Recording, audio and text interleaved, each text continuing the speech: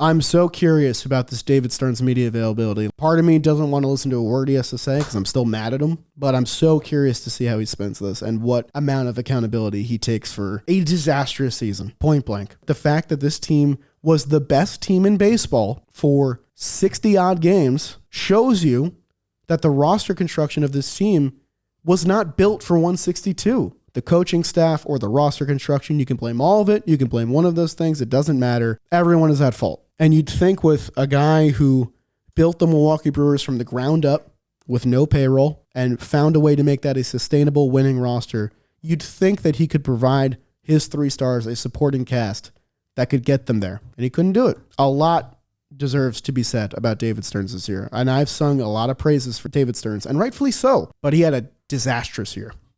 And he has a lot to prove. And then it comes down to Steve Cohen as well, who I don't think deserves too much blame. He funded the team. He backed up his words with his wallet. He got fans back in the ballpark, imploring them to do so, and his roster failed him. I will say I'd like to see less tweets next year, because if you go on his Twitter right now, it's not a pretty look. It's not one that ages particularly well. I think the fans have plenty to complain about, and a lot needs to be answered for. Just a purely disastrous season.